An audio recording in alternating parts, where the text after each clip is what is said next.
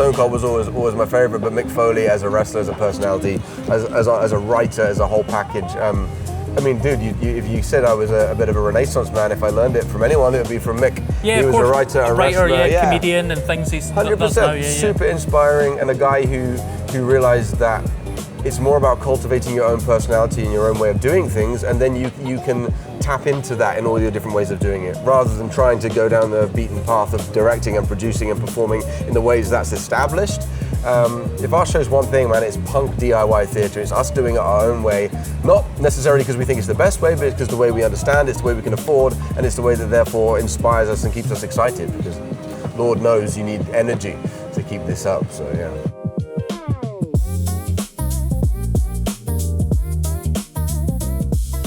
Hi everyone, my name is Mark Wilson. I'm here with the Scotsman.com and I'm joined by Ed Gamester from Mythos Ragnarök. And Ed Gamester, as he's mentioned, is the sort of like star/creative driving force behind Mythos Ragnarök. For those who have never seen the show or heard of the show, what is it? What's it all about? In its simplest way, it is Norse mythology, ancient Norse myths retold through professional wrestling. So not just the fighting, but the characters, the intros, all the pageantry of pro wrestling, but combined with the actual storytelling of the mythology at the same time. Yeah, and it's one of those sort of things that, full disclosure, I first saw the show, and I believe it was 2017 when it was at the Adam House, or like... It was 2022 in Pathouse. Yeah, I saw it though before, I think pre-COVID. Did you do it? No. Maybe I'm totally, maybe my timeline is all mixed up, but there was either way, there was one year where my girlfriend, who's probably watching this, Jo, is realised that I'm a big wrestling fan, so took me to see some wrestling at the Fringe. Yeah. And it was one of those things where it is called wrestling, but it's sort of like a combination of both theatre and wrestling. It's not sort of like WWE style. Yeah, sort of correct. Thing, yeah, so what we've done here is use sort of the performance art of professional wrestling rather than the projection of professional wrestling as like a pseudo sport. So there's no referees, there's no ring, there's no rules, there's no ring bell. What we've done is use professional wrestling as a form of stage combat in exactly the same way as people use swords or this kind of stuff that you learn in drama school. Instead of that, we use pro wrestling. So otherwise, yeah, there's no artifice, there's no pretense that it's a wrestling show. Amazing. And when I saw the show, I was kind of shocked that, like I say, I'm a wrestling fan, so I was sort of used to going to things like WWE shows or going to Discovery Wrestling, which is sort of like a local Edinburgh promotion. I was sort of kind of shocked to see that it wasn't just wrestling fans that saw the show. It seemed to be like more sort of like theatre and arts fans. Yeah, that surprised me, because when I first made the show, it was very much aimed at wrestling fans to give them a new form of entertainment, but also to allow wrestlers to show off how versatile they are as performers. But it was still aimed, I assumed, at wrestling fans, because they were the target audience. But as it has transpired, wrestling fans kind of make up the minority of people who come to the show, maybe because there just aren't that many of them. But the general public, who, whether they have a passing interest in Norse mythology or not, seem to have just embraced the show because, in part, because it's the first time they've seen wrestling. And wrestling is a phenomenal thing to witness live, and I think people get very excited by having an opportunity to do that without having to kind of buy into the idea that it's a real sport, which is, this weird and contentious, like, fake word that goes around, right? With our show, you don't have to in any way like pretend that you're watching a real sport, just like you don't go into Shakespeare and pretend that you're watching a real tragedy unfold before your eyes, and that makes life easier, I think, for an audience. Amazing. And sort of like, where did the idea come from? Why Norse myths, should I say? Yeah, I've had a lifelong interest in Norse mythology. At uni, part of my degree course was ancient Icelandic, which I did because I wanted to kind of dig into the myths a bit more. So I've had it, it's genuinely been since as long as I can remember, I've been fascinated with the myths and all the surrounding cultural aspects. And as a wrestler, I simultaneously wanted to show my craft in a new way, more like stunts or stage combat. But as someone who loves the mythology, I wanted to share these ancient stories in a way that was a bit more closer to the actual myths than the typical projections of the mythology through Marvel movies or pop versions. So when I spotted the correlation between the two of them, this idea that both stories are these large archetype characters getting into ridiculous situations where they maybe need to beat one another up or betray one another in order to resolve the conflict, which is mythology, but it is also very much like a 90s pro wrestling storyline. You know, it's you just swap Stone Cold out for Loki and the rest of it kind of writes itself. So I feel very fortunate that my two biggest passions actually aligned so closely. And a lot of people say they're amazed no one did it before. And I agree with that because it's a real perfect match of art forms. But as we've learned, actually doing it is a whole different kettle of fish. Yeah, I think once you sort of took the first hit or fell in for the first time and realised you had to do it 25-ish more times, you thought, maybe this is why no one's sort of done wrestling at the Fringe in this capacity before. Yeah, you're right. Before we got here, there's been wrestling shows at the Fringe. You know, they'll come and do one show maybe, like or Max every weekend. and Ivan do like the wrestling and things. The wrestling was here the first year we came, and before we ever got here. But that's very much, you know, put a lot of famous people in a room and make them pretend to wrestle for one day, which is a great show, but also, not being funny, anyone can do anything once, right? We wanted to see, is there a way of making this a form of touring theatre that can be sustained every single day? So the first year in 2022, that was a lot of the game plan, was work out, is this a touring model? Is this something we can install into theatres? How challenging is it to do every single night? And we learned the hard way how much physicality is possible on a daily basis. And 5 years later, I think we've got it down to a fine art, even if I'm like held together with gaffer tape at times. And obviously the sort of main crux of the narrative, for lack of a better term, is Loki and Odin, their sort of relationship, both together as a sort of tag team, for lack of a better term, and as sort of like rivals. Yeah. When I first saw the show, you played Odin, and now you're playing Loki. Like, tell us about those two different characters. What was it like stepping into one, then to the other? Have you one that you prefer? It's been wild. So when I first wrote the show, I'd never done any theatre before. No one in the cast had done any theatre before. We were just wrestlers and stunt people. So me having the burden of the responsibility and also knowing the most about the mythology, I wrote a show in which Odin was the primary narrator, which meant that no matter what happened, we could always fall back on me being able to riff around Norse mythology kind of just forever.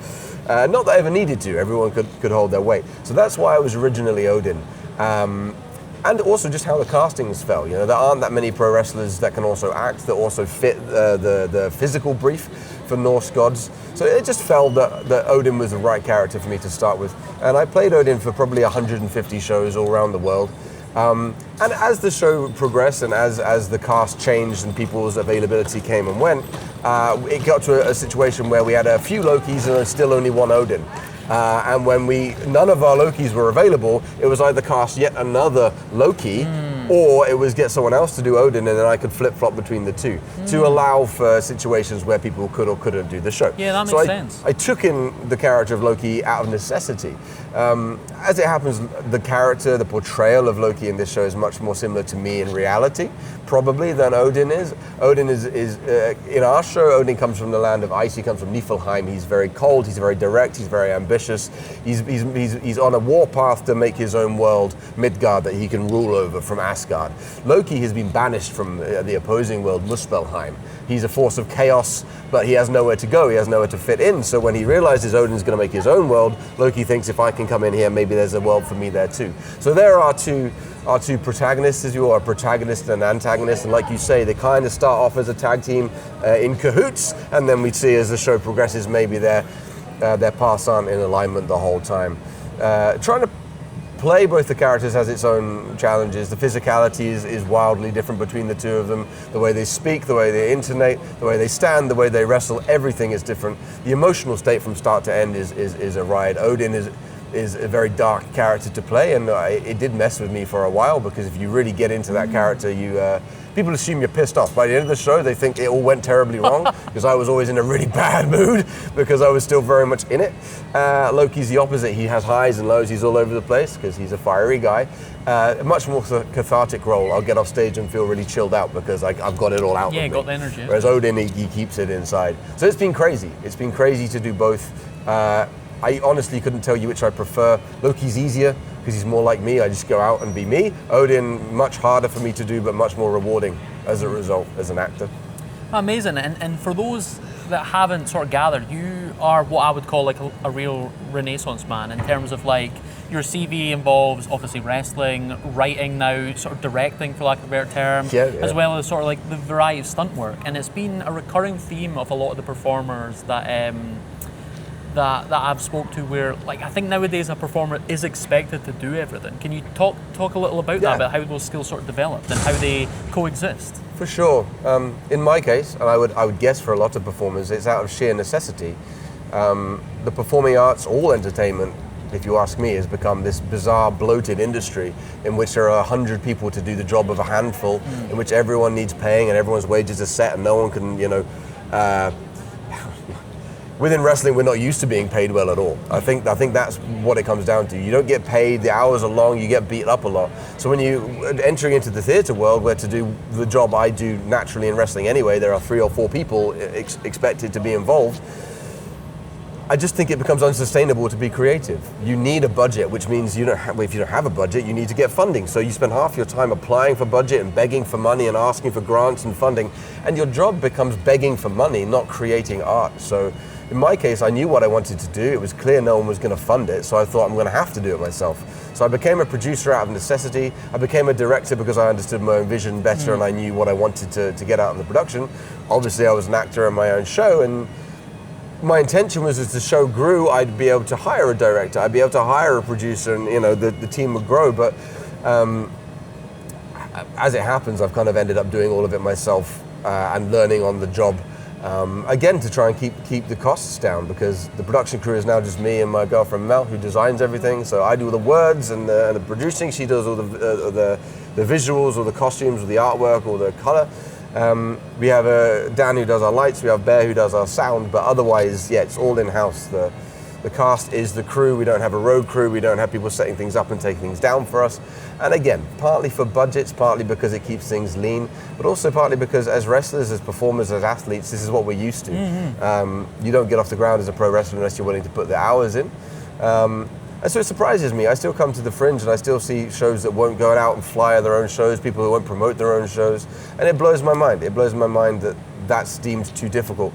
I don't think I'm going out on a limb to suggest we have one of the most physically demanding shows at the entire festival, and we're still out on the streets every day promoting it because it's our show. We care about its success. And I never understand when people aren't willing to take that extra step, but everyone's to their own. So to answer more succinctly, sheer necessity, Mark, is why I did it. So last question, just a fun one.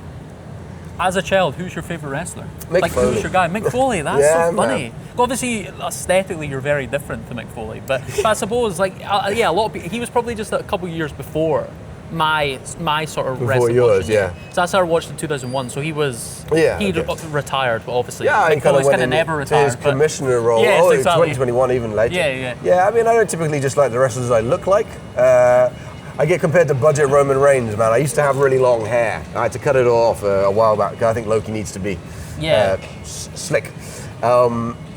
But otherwise Stone Cold. In terms of watching wrestling, Stone Cold was always my favorite, but Mick Foley as a wrestler, as a personality, as a writer, as a whole package. I mean, dude, if you said I was a bit of a Renaissance man, if I learned it from anyone, it would be from Mick. Yeah, he was a writer, a wrestler, comedian and things he's 100%, super inspiring, and a guy who realized that it's more about cultivating your own personality and your own way of doing things, and then you can tap into that in all your different ways of doing it, rather than trying to go down the beaten path of directing and producing and performing in the ways that's established.